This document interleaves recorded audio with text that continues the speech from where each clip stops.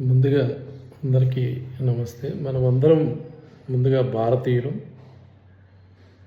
మరి ప్రతి ఒక్కరు కూడా గుర్తుంచుకోవాల్సింది ఏంటంటే, కులమతాలకు అతీతంగా భారతదేశం ఈరోజు ప్రపంచంలో నంబర్ 1 స్థానంలో ఉంది.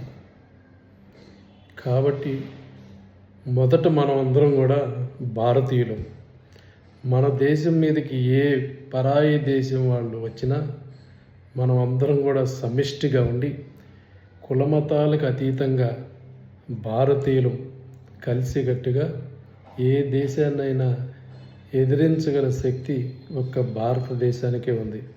ప్రపంచంలో చరిత్ర గల దేశం ఏదైనా ఉందంటే భారతదేశం.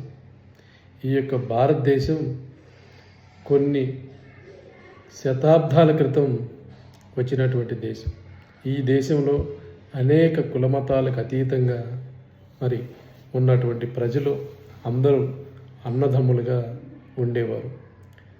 మరి అనేక మంది విదేశీయులు ఈ దేశంపై దండెత్తి ఇక్కడ ఉన్నటువంటి కారాగాండాల్ని భండాగారాల్ని తీసుకెళ్ళి ఇక్కడ కులమతాలు రెచ్చగొట్టి వారి హిందువులు కులమతాలుగా రెచ్చగొట్టి విడదీసి విభజించి పాలించారు. సో దానివల్ల మనం తెలుసుకోక నా కులం గొప్ప, నా కులం గొప్ప, నా కులం గొప్ప అని అనుకుంటున్నాం. కాబట్టి సోదరులారా, మొదట మనం భారతీయులం. ఈ యొక్క పదాన్ని గుర్తుపెట్టుకోండి ప్రతి ఒక్కరు కూడా.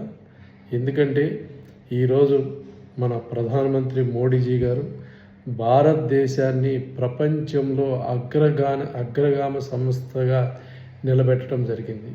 ఈరోజు భారతదేశం అంటే ఒక మహాశక్తి అని చెప్పేసి ఇతర దేశాలన్నీ కూడా మన దేశం వైపు చూస్తున్నాయి. కాబట్టి మనం అందరం కులాలకు మతాలకు అతీతంగా భారతీయులమని మనం అందరం కూడా ఈ యొక్క భారతదేశాన్ని బాగా ఇంకా ఇంకా ఇంకా అభివృద్ధి పరచాలి. ఎందుకంటే భారతీయులు బాగా శక్తివంతులు, మరి అదేవిధంగా కష్టపడి పనిచేసేటువంటి వ్యక్తులు. కాబట్టి మనము మన దేశాన్ని కాపాడుకోవాలంటే సమిష్టిగా ఉండాలి. ఏ పరాయి దేశం వాడు మన దేశంలో ఏలు పెట్టినా ఏలుని నరుకుతామని చెప్పండి.